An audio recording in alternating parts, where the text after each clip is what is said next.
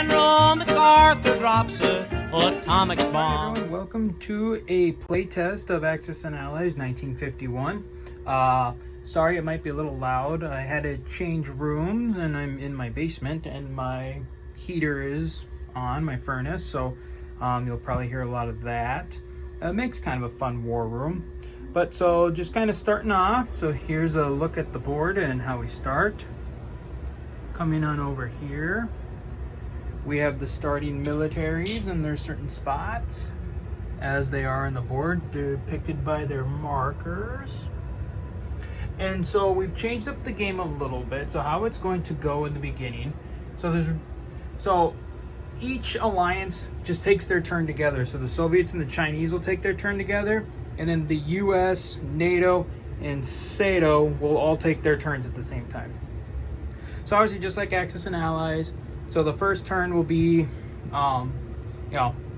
it's the same rhythm: buy, combat moves, combat, non-combat moves, collect income, and obviously when you buy, you can research if you want to. So we'll just go through quick, and starting the game, the communists will go first, so we'll quickly do the purchases for the communists, and we'll get right back to it. Starting off, the Russians, or the Soviet Union, have bought 2 transport aircraft, a destroyer, and 3 tanks, plus a research die to attempt to research.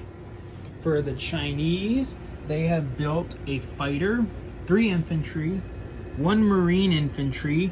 We'll be getting different markers for marines eventually, a transport, and they also built a research dice. So for the Soviet Union, we'll come over here quick. Looking at our, looking at all of them. Russia is going to attempt the advanced shipyards. So just roll and see if they get a 6.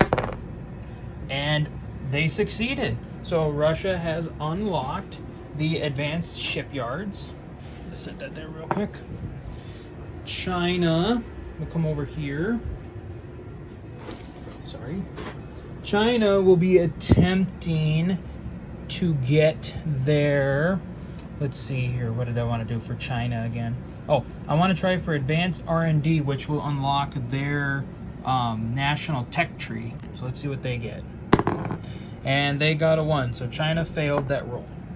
So now we'll go into preparing for the combat phase, and we'll be back in a moment. So just going around the board quick. So we have some action here. Obviously that transport's going to be lost right off the bat because it's got no other protection. We have a Soviet submarine force coming down to try and prevent and sink this NATO force, so that way they cannot reinforce the continent from England. We have combat in Germany with the Soviet Germany forces, as well as getting backup from their forces in Poland to crush the Berlin pocket.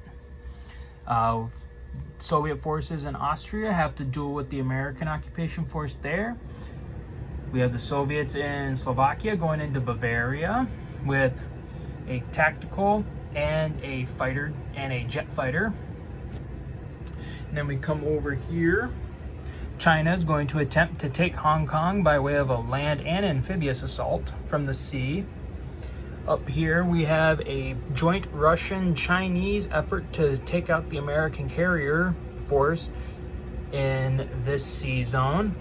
And then we also have the finishings up of the war on the Korean Peninsula as the Chinese forces move to push the last of the US forces out. So we'll go through, do the rolls, and we'll see what happens afterwards. The results of combat, obviously that transport was sunk here. The Soviets were able to pull off a resounding victory here in Sea Zone 110. They were able to get all of the NATO surface fleet and their transports at a loss of 0 submarines. They got really good rolls. Over in Germany, the Soviets were able to destroy the Berlin pocket. However, several American units were able to retreat into Western Germany. In this game, defenders are allowed to retreat after 1 round of combat. However, when they retreat, each unit is rolled against, and on a roll of 1, the unit is destroyed. However, the Soviets failed in that for there. They were able to grab Bavaria in southern Germany from the Americans, and they were also able to grab Austria. A U.S. infantry did try to retreat from there. However, Russia got lucky and rolled a 1 and was able to destroy it. Coming over to the Pacific, it was a costly battle, but China was able to capture Hong Kong from the Sado Alliance, gaining them 5 IPC. In South Korea, the Chinese were able to finish off the U.S. 8th Army that was stationed there. However, its jet fighter that was there was able to escape and get back. And then over here for the naval battle, while it was a victory for the communists, it wasn't all that one-sided, and the communists definitely took heavy naval casualties, and they'll be hard pressed to make up. It'll probably be also very tough for them to secure a victory in capturing Japan. Obviously by next turn, I don't think they'll be able to. But so that is all the combat. We'll quickly do the non-combats, and we'll come back for the end of the communist turn. Okay, so the Soviets have completed their non-combat move, and they've also deployed, but I'm also going to explain a couple things throughout it.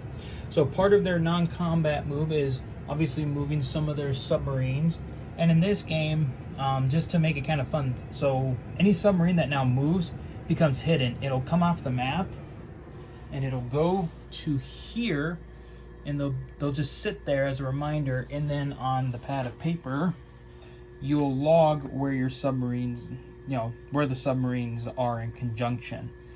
And so basically what we were seeing is Russia's starting to move their forces towards Germany and the front against NATO and the United States. It looks like they're also might be planning for some action south, potentially. We'll have to see what happens there. And in China, they have to start preparing for an assault against Sado here in Southeast Asia. But now they also do have to worry about U.S. forces here, considering that naval battle did not quite go their way. But so that'll be the end of the communist turn.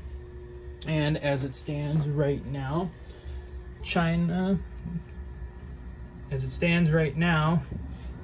has 37 IPC, and Russia will end with 51 IPC for this turn. So that is it, and now we'll move on to the Allied team.